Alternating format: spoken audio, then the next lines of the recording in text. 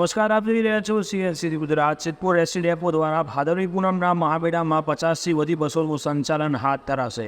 પાલનપુર વિભાગ દ્વારા દિવસની 800થી 1000 બસો પદયાત્રીઓને નજીકના ડેપો ખાતે લઈ જશે. 1200થી 1300 નિગમના કર્મચારીઓ માઈ ભક્તોની સેવામાં ખડેપગે ઊભા રહેશે. સિદ્ધપુર એસટી ડેપો દ્વારા અંબાજી ખાતે યોજાનાર ભાદરવી પૂનમના મહામેળામાં 50થી વધુ બસોનું સંચાલન કરવામાં આવશે, જેમાં તારીખ 12 સપ્ટેમ્બરથી તારીખ 18 સપ્ટેમ્બર સુધી બસો દોડાવવામાં આવશે.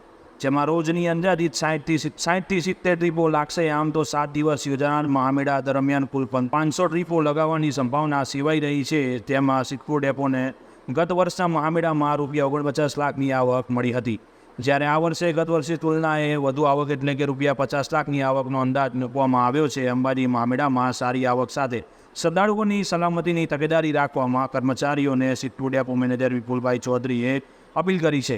મા અંબાના ધામ અંબાજીમાં મહામેળામાં એસટી નિગમ દ્વારા આયોજન હાથ ધરાયું છે, ત્યારે તેમાં પાલનપુર વિભાગ દ્વારા દિવસની સરેરાશ 800થી 1000 બસો દ્વારા પદયાત્રીઓને તેમના નજીકના ડેપો ખાતે લઈ જવામાં આવશે.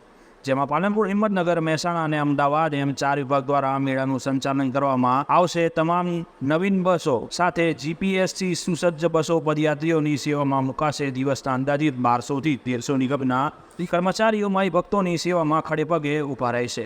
અંબાજી ખાતે આગામી તારીખ 12થી 18 સપ્ટેમ્બર દરમિયાન યોજાનાર મહામેળાનું પાલનપુર વિભાગ દ્વારા આયોજન કરતા પાલનપુર વિભાગના વિભાગીય નિયામક કિરીટભાઈ ચૌધરી દ્વારા વિસ્તૃત માહિતી આપવામાં આવી હતી. રિપોર્ટર ધ્રુવ કુમાર દવે, સિદ્ધપુર.